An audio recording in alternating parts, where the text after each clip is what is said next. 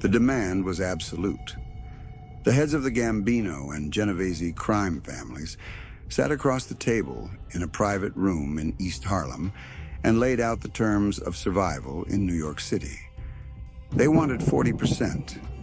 They did not want to buy Frank Lucas out, and they did not want to kill him yet. They wanted to tax him. For 50 years, the five families had controlled every stream of illicit revenue in the five boroughs, from the union pensions to the waterfront docks, and they viewed Frank Lucas not as a businessman, but as a squatter on their property. They expected him to negotiate. They expected him to plead for a lower rate.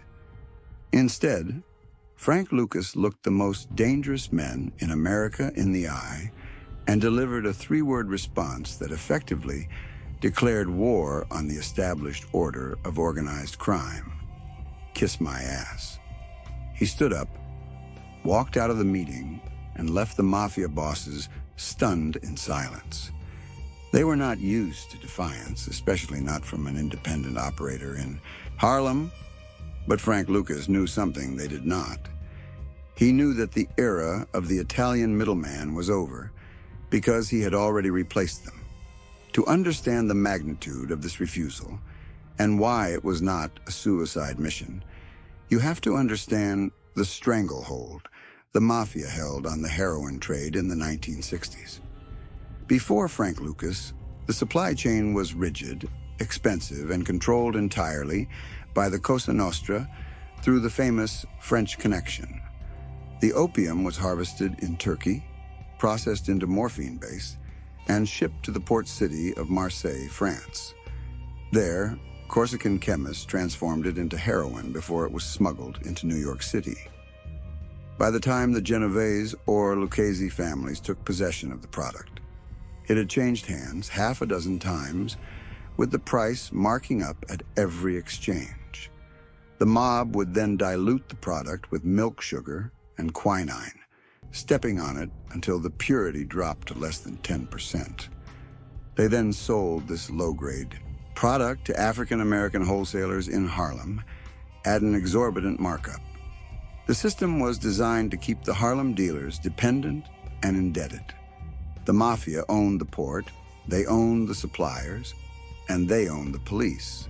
It was a closed loop that no one had ever successfully broken until Frank Lucas realized that the Vietnam War offered a unique logistical opportunity to bypass the entire system. Frank Lucas was a student of Ellsworth Bumpy Johnson, the legendary godfather of Harlem. Under Bumpy, Lucas learned that the real power lay not in violence, but in economic independence. He served as Bumpy's driver, bodyguard, and collector for 15 years. He watched how Bumpy navigated the treacherous waters of New York crime, always having to bow slightly to the Italians to keep the peace. When Bumpy Johnson died in 1968, the Mafia expected the structure of Harlem to collapse into infighting. They expected the local crews to scramble for scraps, allowing the five families to sweep in and consolidate their control. Frank Lucas had a different plan. He looked at the map and realized that the source of the product had shifted. While the Mafia was still focused on Turkey and France, the center of opium production had moved to the Golden Triangle, a lawless zone where the borders of Thailand, Laos, and Myanmar intersected. The Vietnam War had flooded the region with American soldiers, American money, and American logistics. Lucas realized that if he could go there directly, he could buy heroin for a few $1,000s a kilo that was selling for hundreds of thousands on the streets of New York. He did what no other Harlem gangster had the vision or the courage to do. He flew to Bangkok alone. He ventured into the deep jungles of the Golden Triangle to meet with the warlords directly. He didn't speak the language, but he spoke the universal language of cash. He secured a direct line to the poppy fields, purchasing heroin that was 98% pure. This distinction is critical. The Mafia was selling what was known as number 3 heroin, a lower grade, granular smoking heroin that required significant processing and dilution. Frank Lucas was buying number 4 heroin, injectable, pure white powder, refined to the highest chemical standard. This was a product of a quality that the Italian Mafia had never seen and could not compete with. But the problem was transportation. Getting the product was one thing. Getting thousands of kilos into the United States, past U.S. customs, was another.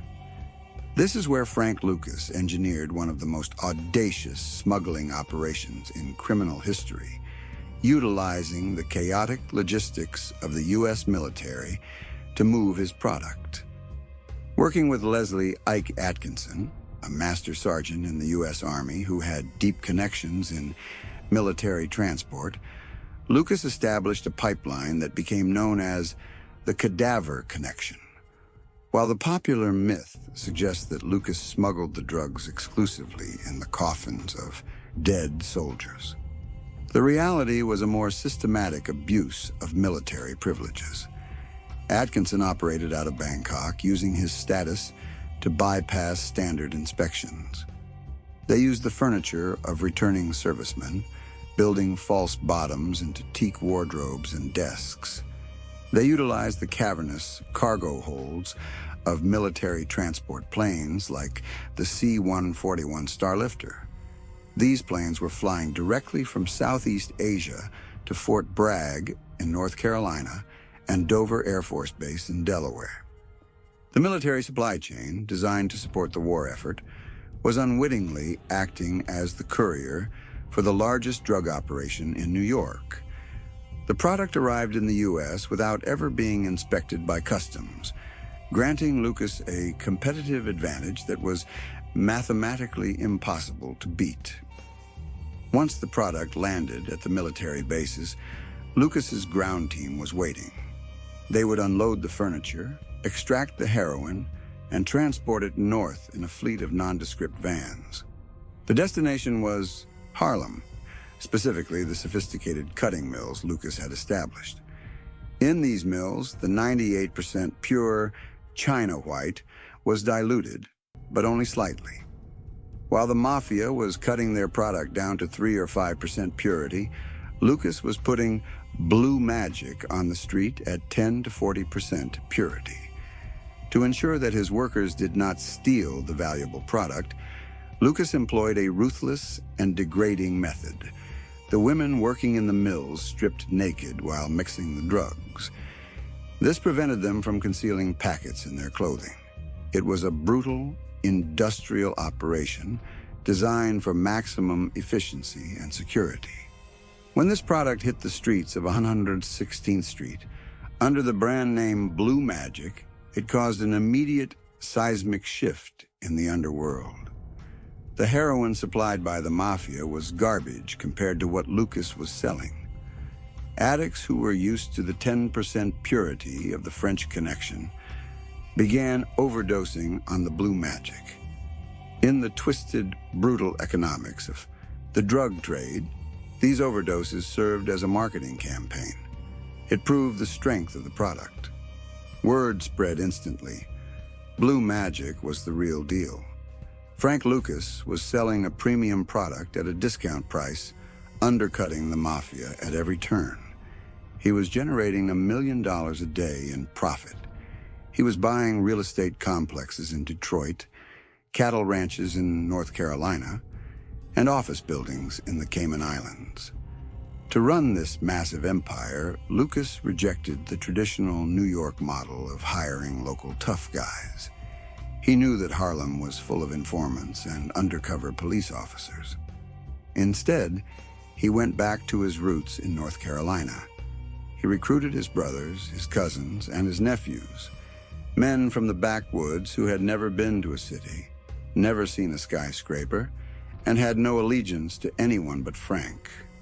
They were known as the Country Boys. They were fierce, disciplined, and entirely insulated from the street culture of New York.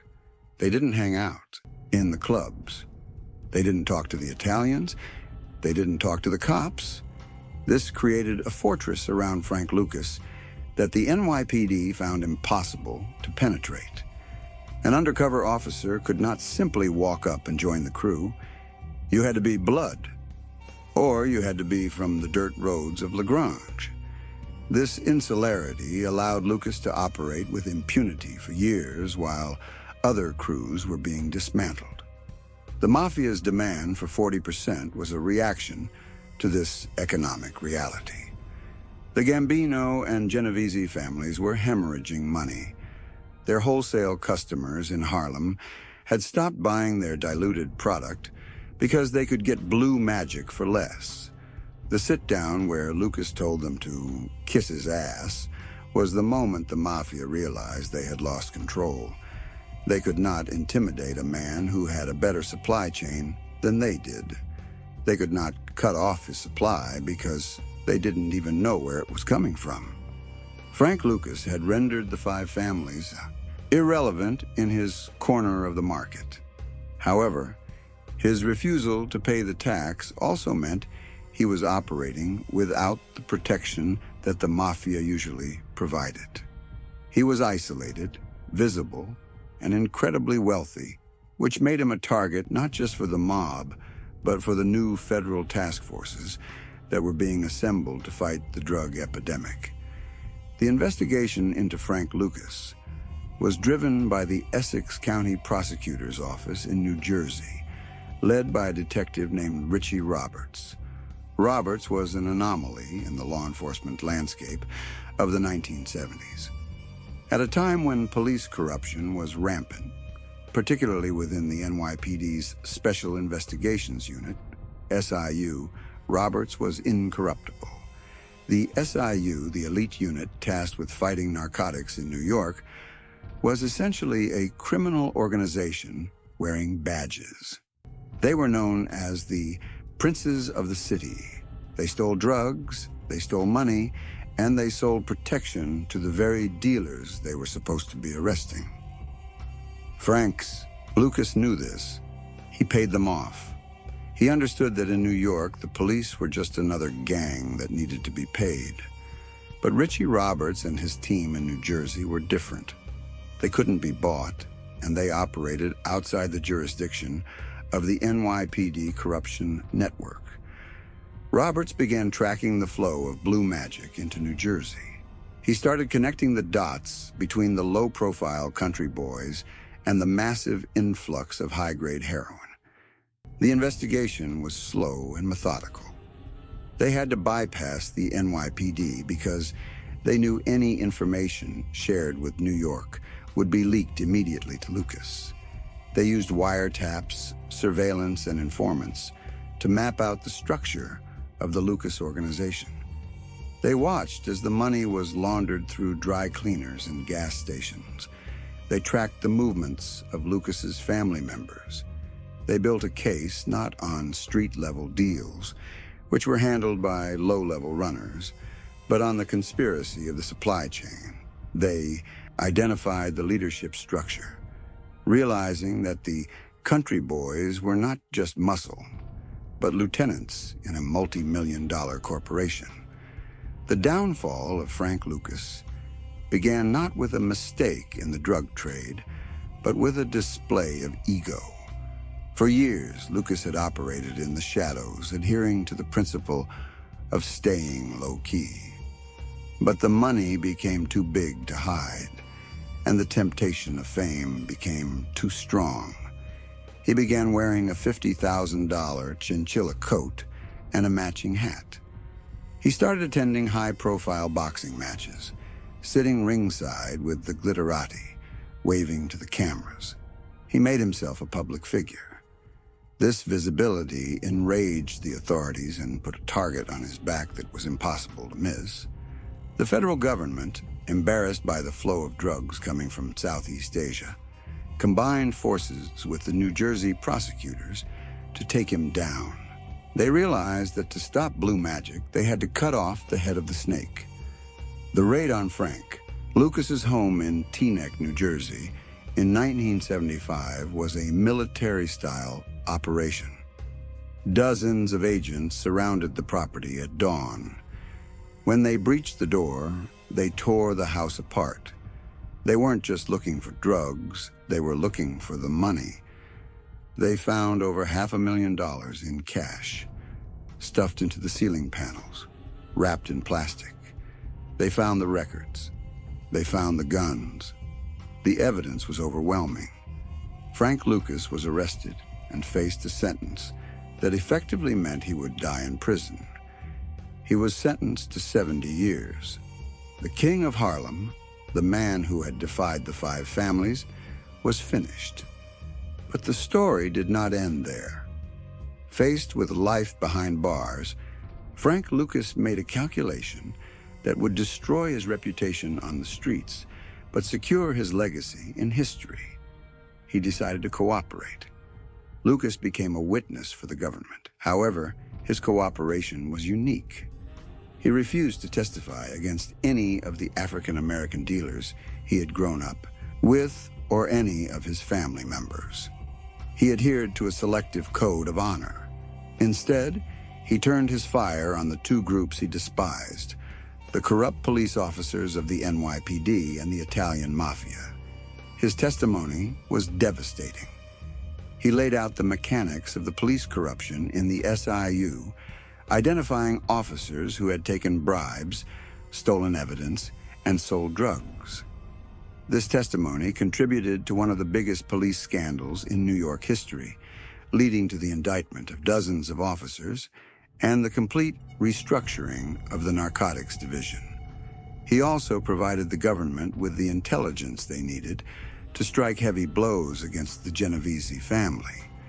The man who refused to pay the Mafia tax ended up costing them their freedom. The aftermath of the Lucas era left a scar on New York City that would never fully heal. The vacuum created by his arrest and the subsequent dismantling of the major heroin networks did not stop the drug trade. Instead, it fractured it. The discipline, hierarchical control that Lucas and the Mafia had exercised was replaced by the chaotic violence of street crews fighting for blocks. This paved the way for the crack epidemic of the 1980s, a far more violent and unstable era where the rules of engagement no longer applied. Frank Lucas was released from prison in 1981, his sentence reduced due to his cooperation. He attempted to live a normal life, but the allure of the game pulled him back in, leading to another arrest for a minor drug deal and another 7 years in prison. When he finally emerged for good in 1991, the world he had ruled was gone. The chinchilla coats, the blue magic, the sit-downs with the Mafia. It was all history. The technical brilliance of Frank Lucas's operation remains a case study in criminal logistics. He applied the principles of corporate efficiency to the drug trade. He understood global supply chains before legitimate Fortune 500 companies were utilizing them effectively. He identified a market inefficiency, the dilution of the product by middlemen, and corrected it. His ability to utilize the U.S. military's own infrastructure to smuggle contraband was a stroke of dark genius that embarrassed the Pentagon and revolutionized the way drugs were moved around the world. Before Lucas, the drug trade was a regional racket run by neighborhood toughs. After Lucas, it was a global enterprise connecting the jungles of Asia to the street corners of America. He was the bridge between the old world of the Mafia and the new world of the international cartels. The confrontation in that Italian restaurant was the pivot point. It was the moment the old world of the Cosa Nostra collided with the new world of global narcotics. The Mafia's demand for 40% was a desperate attempt to maintain relevance in a market that had outgrown them. They relied on fear and tradition. Frank Lucas relied on product quality and supply chain management. When he told them to kiss his ass, he wasn't just insulting them, he was stating a fact. He didn't need them. He had the product, he had the planes, and he had the market.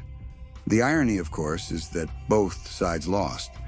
The Mafia lost their monopoly and eventually their freedom due to RICO statutes and informants. Frank Lucas lost his empire, his freedom, and his money. The winners were the institutions of law enforcement, who used the intelligence gained from these wars to build the modern surveillance state and the cycle of addiction that continued to churn regardless of who was sitting at the top of the pyramid. Ultimately, the story of Frank Lucas is a testament to the volatility of power. He rose from the poverty of the Jim Crow South to become the wealthiest criminal in New York, only to end his life in a wheelchair. Watching a Hollywood movie about his life that glorified his rise but glossed over the destruction he caused. The bodies of the addicts who overdosed on blue magic were the silent foundation of his empire. The corrupt cops he bribed were the mortar that held it together. And the 3 words he spoke to the Mafia bosses were the spark that burned it all down. It serves as a reminder that in the underworld, there is no such thing as an independent operator. Everyone pays a tax eventually, whether it is to the mob, to the government, or to the inevitable consequences of their own ambition. The Blue Magic brand became a ghost story in Harlem. Old-timers still talk about the purity of the product and the swagger of the country boys. They talk about the time a black man stood up to the 5 families and lived to tell the tale. But the reality is found in the police files and the cemetery plots. The efficiency of the cadaver connection brought death to Harlem on an industrial scale. Frank Lucas was not a hero. He was a capitalist in the most ruthless sense of the word. He saw an opening, he exploited it, and he destroyed the competition until the weight of his own operation collapsed on top of him. The legacy of that 40% demand is not that he refused it, but that he thought he could exist outside the system that created him. He was wrong. The system always wins. The structural impact of Lucas's run on the Mafia was permanent. It shattered the myth of their omnipotence. It proved that they could be bypassed. After Lucas, other groups, the Colombians, the Dominicans, the Chinese triads, realized that they didn't need the Italians to move their product in New York. The decentralization of organized crime in America can be traced back to the moment Frank Lucas realized the French connection was an unnecessary detour. He opened the floodgates for the cartels that would dominate the 1980s. He showed the world that the Golden Triangle was the future, and that the pizza connection was the past. It demonstrated that in the narcotics trade, geography is destiny, and whoever controls the source controls the streets. It is also crucial to analyze the role of the country boys in his survival. By rejecting the traditional recruitment methods of New York gangs, Lucas inoculated his organization against the primary weapon of law enforcement, the snitch. In the traditional Mafia structure, or the Harlem gangs that emulated them, loyalty was transactional. But for the country boys, loyalty was familial and geographical. They were strangers in a strange land, clinging to Frank as their leader and protector. This insularity allowed Lucas to operate with impunity for years, while other crews were being dismantled. It was only when the investigation moved away from infiltration and toward forensic accounting and logistics tracking that the walls began to close in. The police had to reinvent their own methods to catch him, moving away from street busts to complex conspiracy charges that anticipated the RICO statutes of the future. The cultural impact of Frank Lucas cannot be overstated. He bridged the gap between the old-school gangsterism of the 1940s and the modern drug lord of the late 20th century. He had the style of the former and the business acumen of the latter. His refusal to bow to the Mafia was a moment of cultural assertion that resonated deeply in Harlem, even among those who hated what he sold. It was a rejection of the subservient role that African-American criminals had been forced to play in the New York underworld. But that assertion came at a terrible price. The community that cheered his defiance was the same community that was decimated by his product. The blue bags littering the stairwells of the projects were the receipts of his success. In the final analysis, the war between Frank Lucas and the five families was a war over the soul of the drug trade. It was a conflict between the old feudal system of the Mafia, based on territory and tribute, and the new corporate system of Frank Lucas, based on global sourcing and direct sales. Lucas won the battle but lost the war. The Mafia survived, albeit in a weakened state. Lucas's organization was obliterated. But for a few short years in the early 1970s, a sharecropper's son held the fate of New York City in his hands. And when the most powerful men in the world asked him for a cut, he gave them nothing but a curse. That is the history. That is the truth of the Blue Magic era. The air in that restaurant may have been thick with smoke and threats, but when Frank Lucas walked out, the air changed. The king was dead. Long live the king. And in the cold, hard light of the morning, the only thing that mattered was the purity of the powder and the count of the cash. The rest was just noise.